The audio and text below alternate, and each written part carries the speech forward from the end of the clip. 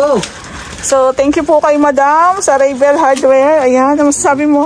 Thank you, Madam. Thank you. Thank you sa Brenda, Madam. Tsaka uniform. Oo nga. Thank you, Madam. Kaso, hindi kasi sa akin eh. Madaya. Ayan, nasuot na ni Ray yung uniform ni Madam. Medyo, ano, ayan, narianda na. Yung, ano, baso lang yun nandyan. Merienda. Wow. Tara, kain. Talagang, ano po? Asan yung baso? Parang suwala kasi nga eh. Bawang daw. Hindi ka nag-plastic. Ay, hindi. May baso dyan.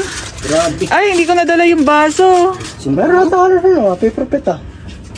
Wala, naghanap na kami ni ate. Ay, kuha ka doon sa ano, baso. Kunin mo yung baso, motor ka. Nakalimutan ko yung baso. So, para sa soft drinks. Doon ko na lang magplato sa baso. Kunin mo yung baso doon, nakalimutan ko.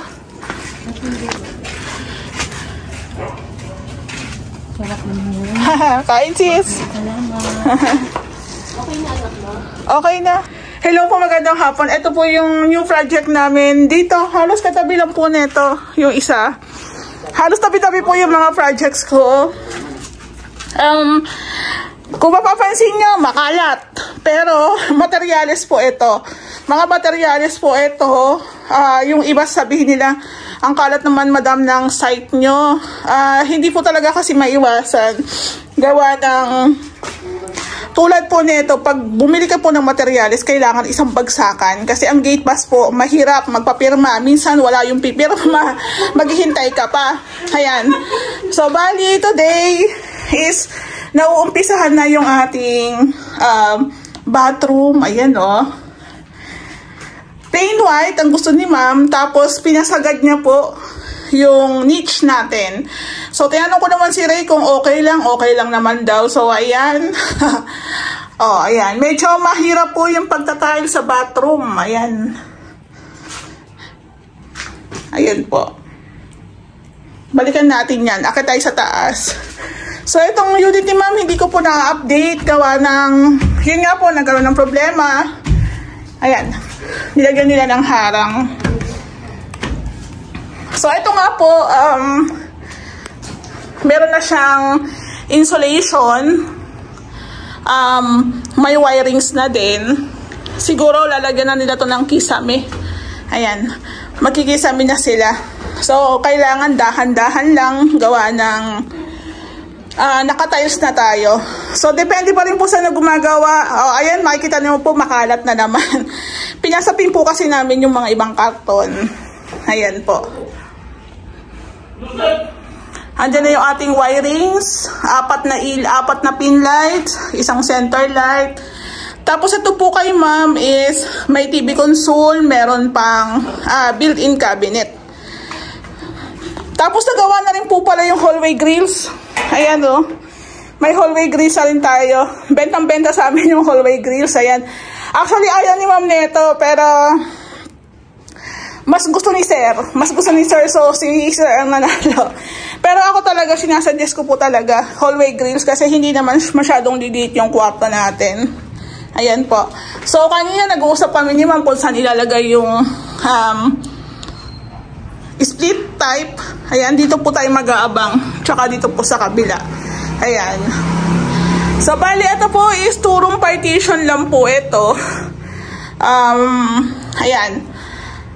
Mas maluwag din kasi pag dalawa lang, pag tatlo kasi medyo masikip na.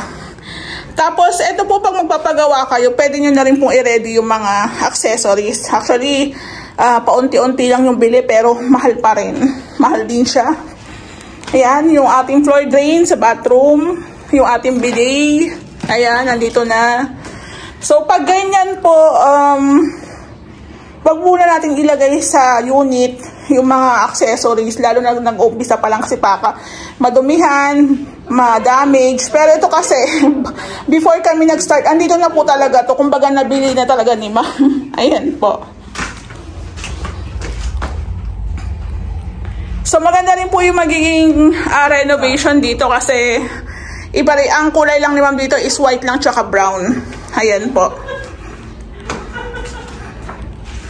Picturean natin. Hello po, magandang hapon. Update po tayo dito sa project pa namin sa phase 3. Actually, ang project po namin sa phase 3 is 1, 2, 3 3, 4, 5. 5 po dito sa pastry. Yan. Yung permits ni ma'am, okay na. Kaso, yung pinaka-sticker, okay na. Pero yung tarpaulin, wala pa. Na magagaling sa munisipyo. Ayan po. So, bali, ito yung update natin. Ito yung bathroom ni ma'am. Ayan. So, ito nga po, yung bathroom natin is 4 na hilera po yan o 4 na patong po ng 60 by 60. So, bali, 3 patong pa lang po yan. 1, 2, 3. Yung dun po sa part na yon, brown din po yan. Bali, dilagyan lang ni Kuya Joan ng tiles na puti. Tapos, ang mga abang po kasi ng tubo dito is as is lang. Kumbaga, tinatap na rin namin. Pero yun nga, napansin ni ma'am na gusto po yata nila itong i-center. Pwede naman, magagawa naman siya ng paraan. Pero dito, sa floor drain, yung abang kasi ng pinaka tubo is medyo naka-center yata. So, ganyan na talaga siya. So, wala namang kaso kung hindi siya nakapantay kasi floor drain naman yan. Pero ito lang siguro, sa may accent natin, ang shower talaga dapat is naka-center talaga. Siyempre, ang pagkakalagay mo, para mas magandang tingnan. Tapos, meron po tayong niche dito. First time po namin gumawa ng sobrang habang niche. Ayan. Actually, request to ng may-ari kasi sa gawa namin, hindi namin sinasagad. So, ayun, ito yung pinakagusto nila, isang buong mahaba. So, okay lang din naman. Since magpapalit po tayo ng pinto, hindi po muna namin tinapos yung the rest ng tiling works. Ayan po. So, iniwan po muna namin yun dito. At least kahit paano gumagalaw na. Tapos, ito po is may kisame tayo dito, kaya hindi pa to totally tapos. Ayan. Etong white na to, tatanggalin po natin to. Kumbaga naging guide lang yata yan ni Kuya Joan. Tapos yun nga, may pang-4 tayo na tiles. Ito kasi 2, 4, 6, parang 5 patong lang ng 30 by 60.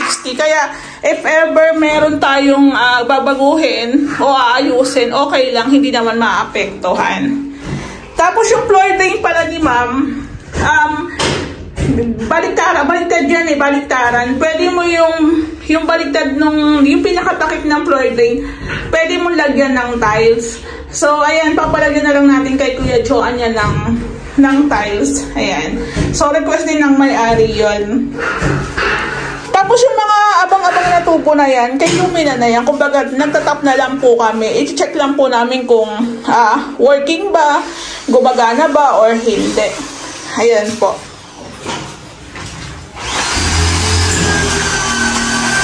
So, dito naman po sa taas,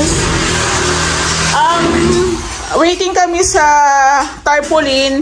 Pwede na rin po kami mag-start dito sa may extension. Kaso yun nga, mag-uundas. Siyempre, yung ating mga kasama sa hanap buhay, baka may mga lakad din sila. Ewan namin kung papasok sila. Ayan po. So, bali dito po sa second floor, sa taas. Is meron na rin po tayong 2-room partition. Ayan. So, nakaabang na rin po yung ating mga wirings para sa mga ilaw, sa mga pin light, tsaka sa center light. Tapos, ayan po. May nakaabang na rin dyan. Pati dun sa may cabinet, kasi magkakabinet to si ma'am eh. Mayroon silang built-in cabinet. Ayan po. So, ito merong insulation. Merong hardiplex. So, mas maganda. Medyo malilesen talaga yung init. Tapos, sa gawa namin, meron na tayong 2 abang para sa mga outlet. Ayan. Yung existing 2 kay Lumina. Ayan. So, ito nga nga po pala, nag-request si ma'am kung pwede daw lagyan ng ilaw yung dito sana sa may, dito sa may labas, sa may ceiling ni Lumina. Na-late lang si ma'am nang sabi kasi nasarahan na namin yung kisame eh. So, dyan dapat kasi kami kukuha ng power abang para sa wiring. Kaso yun, na-late na si ma'am. Sayang, sana maganda sanang tingnan nyo kasi yun, pag nagsasuggest din yung may-ari, okay naman sa amin. Kaso yun lang, na-late lang talaga ng konti.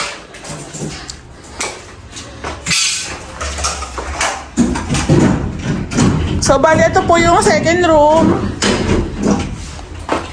Ayan. Takpan nyo yung bintana kasi baka tangayin tong ating mga accessories dito. Baka sungkitin eh. Pati mo basa. Oo. Isog naman dito, baka mabasa. Oo. Kung mauulanan, carry lang. Kaso syempre kung ano, di ba? So si Kuya Joseph, stop muna siyang magpintura. Ayan, sideline muna. Sideline muna. Sideline muna, ayan. So, ito pong unit ni ma'am is, alam ko, dalawang kulay lang to, puti, tsaka brown. So, malamang puti po dito sa ating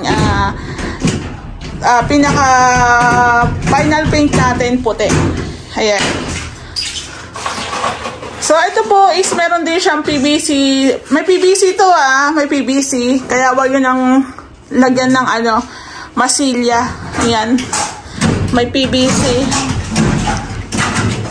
May PVC tayo. Tapos, ito yung hallway. Ayan, So, karamihan sa nagpapagawa po sa amin, lagi nang may hallway grills. Ayan. Mas maganda rin naman kasi talagang tingnan. Hindi naman kasi porket naglagay ka ng hallway is, tawag dito, sumikip. Hindi naman. Dito nga, ang pagkakaalam ko, double deck yata ilalagay nila, ma'am, para sa mga anak nila. Carry, may pwesto pa rin. Tapos maglalagay ng built-in cabinet, carry pa rin. Kahit yung kwarto nila, ma'am, ang laki din eh. Ayan po. So, eto, pag hindi mo pa siya napapagawa, parang ang liit lang eh. Pero once na meron na, tulad dito, may partition na, may kisame na, lalo pa pag nalagyan ng pintura, mas lalawak. Ayan. Meron na rin po tayo nakaabang para sa, alam ko sa aircon yon. Hindi ko lang alam kung ano yun. Pero alam ko dito yung sa split type. Ayan. So, nakalagay na rin po yung ating hamba. So, kailangan mailagay na rin natin yung hamba before tayo maglagay na ng final na metal stud dito. Kasi nga, syempre, yung ating hamba is nakapix na yan eh.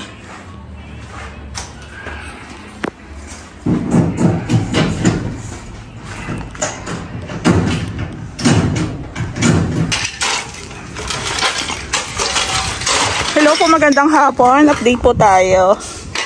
So, bali si Kuya Rolly, ayan. Hinahakot na yung ating mga pinagbaklasan dun sa taas.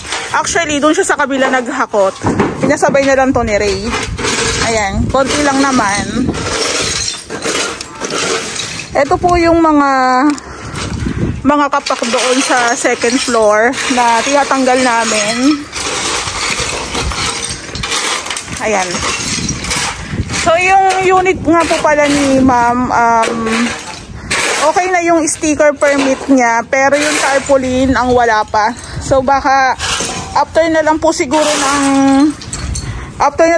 ng undas, asikasuin ko yung mga materyales. Then, pero siguro after ng undas, maaasikaso ko yung mga materyales. Pero ito po, ispapahukayan muna namin. Ayan po. Sabi po, papahukayan po muna namin siya.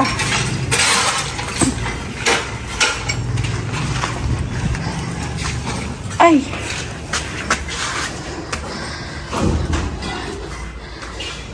So, ito po yung ating status. Hindi ako nakakapag-update. Noong mga nakaraang araw, wala pong maayos o matinong update. Kasi po meron tayong mga inaasahang problema na hindi sinasadya. Ayan. So, ayan nga po. Yung sa anak ko na mention ko na hospital siya. Ayun nga po. Tapos, halos sabay po sila ng mama ko napasok sa hospital. Sad to say, si mama, Friday na discharge yung anak ko, Saturday naman si mama nag-pass away.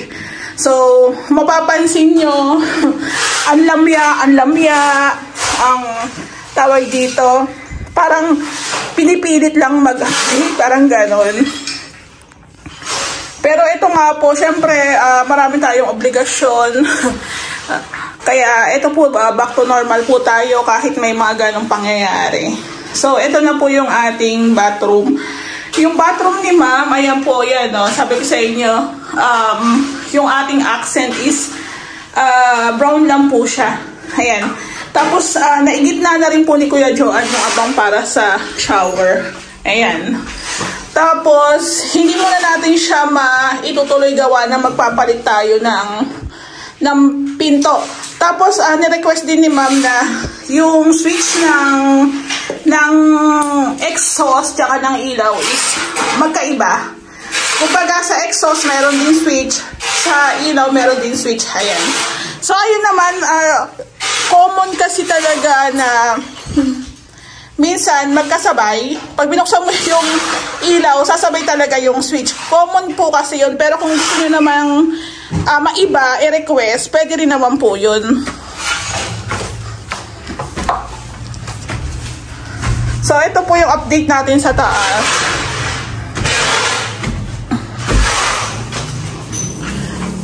May merienda dun, Sep. Merienda muna kayo. Andun sa kabilang unit yung Ay, bili ka pala ng soft drinks. Oo. Mag-update lang ako dito tapos sa kabila. Tapos punta rin ako sa phase 5. Ayan. So, i-share ko lang po pala yung nangyari sa mama ko. Saturday lang naman. Saturday siya. Tapos, tagahapon, hinatid na rin namin siya agad sa huling hantungan niya. Ano kasi, kung papatagalin pa namin, magkakaroon po kasi ng barangay election, tapos mag-uundas, tatagal pa po si mama sa amin. So, sasaksakan na naman siya ng gamot. Yun po yung ayaw na namin mangyari. Kasi, naawa na rin kami. Ang dami rin po kasing, na-intubate po kasi siya, nakaswero, naka-oxygen. So, kinakaya ko yung, sa totoo, nasa 10 po yata yung projects ko, 10 o 11. Lahat po yung sabay-sabay, lumabas yung permits. Tapos meron din ako mga patapos na unit. So, parang, hindi ko lang iniinda. Pero yun nga, kaya sinishare ko po is para maintindihan din po ako ng mga kliyente ko na meron din akong pinagdadaanan. Actually, dapat hindi ko to sinasabi. Pero gusto ko lang din i-share sa inyo. Kasi sa lahat, kayo yung mas unang makakaintindi sa akin. Actually, kahit hindi ako mag-update, continue naman po yung gawa ng team. Kami lang naman ni Ray yung pupunta po sa Quezon City. Ayan po. So, alam ko si mama ko is happy na siya kasi kasama na si papa ko tsaka yung mga kapatid ko doon na 2 kuya ko, ganyan. So, nakakasad lang kasi magpapasko. Kaya shinare ko rin po siya sa page namin. So, pasensya na po, gusto ko lang humingi ng sympathy, 'di ba? So, eto kagahapon nilibing si mama, pero back to work tayo kasi alam ko mas gugustuhin ng mama ko na maging masaya kami, bumalik sa normal na buhay. Kasi alam ko magiging masaya siya doon. Ayun nga, nakakalungkot pagpapasko pero kailangan natin tanggapin, diba? Na hiram lang yung buhay natin. Ayan. So, itong unit ni ma'am, natapos na po yung turong partition. May mga abang na rin po ng wirings. Meron din tayong pa-hallway. So ito, hindi kami mahihirapan i-design to kasi dalawang kulay lang po. White lang tsaka brown ang pinagpipilian ni ma'am. So yung pinto hindi pa naka-install pero naka-ready na rin po lahat ng mga accessories. Karamihan sa accessories nga naka-ready na. Maganda rin po yun. Tapos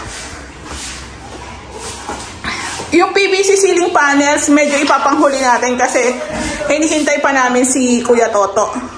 Si Kuya Toto po kasi talagang specialist namin pagdating sa pag-i-install ng PVC ceiling panels. Ayan po. So ito po, ano na siya masilyado na siya. Meron na rin siyang flat paint. Flat paint na po to. Magpa-final paint na lang po tayo pero ipanguhuli natin. So, doon po sa mga kliyente ko na gusto nilang mapaskuhan or dito na sila magpasko sa mga unit nila na sana matapos na daw namin. Let's see, hindi kami nangangako pero susubukan namin. Kasi alam ko kaya rin po kayo nagpagawa sa amin kasi nakikita nyo marami nagpapagawa sa amin. Actually, nakakainganyo kasi yung ganun, di ba? Na ang galing naman, ang dami nagpapagawa sa Ray House Makeover. Nakakainganyo po kasi yun. Pero yun nga, give and take lang po tayo. Pagpasensyahan nyo. Yun nga, sabi ko nga, kung ang kontrata ko dito is 2 to 3 months, depende sa mga additional works. 2 to 3 months, ang umpisa po namin dito, pag hawak ko na po yung permits, pag nag-start na po kami sa extension, ibig sabihin, etong tiling works namin sa taas, ceiling and partition namin, hindi pa kami nag-uumpisa ng day 1. Hindi pa po. Kaya i-consider nyo rin po kung halimbawa hindi namin masapol yung gusto nyong date kasi meron po tayong kontrata na at least 2 to 3 months depende pa sa mga additional works. Ayan. Sabi ko nga po sa inyo, kahit meron akong 10 taong ilagay dito sa unit, hindi naman po sila pwedeng sabay-sabay gumawa. Proseso talaga. Kung mapapansin nyo, minsan inuuna namin yung tiles, minsan inuuna namin yung kisame. Diba? Iba yung gumagawa sa tiling works, iba rin yung sa kisame, iba rin sa partition, iba rin yung sa wirings. May proseso kami sinusundan So, etong kisame, pag nalagyan na po ito ng insulation, si Ray naman ang maglalagay ng wirings. Ganun lang po sa amin. Ibig sabihin, hindi rin makakagalaw yung pintor ko dito. Hindi rin makakagalaw yung installer ko ng PVC ceiling panels. So, nakaproseso po tayo. Pero ito po, choice po ng may-ari is kahit paano, unti-unti na daw gumalaw yung unit habang hinihintay yung ating permits para sa extension. So, ganun lang po. So, dito sa taas, halos accessories na lang yung kulang. Built-in cabinet. May built-in cabinet po kasi ito Tapos, yung final paint, ayan. So, kami kasi hindi kasi namin tinitingnan na makarami ng finished project agad By process po talaga. Hindi talaga pwedeng, uy, bilisan mo yung isang unit na yan para yung next unit. Hindi.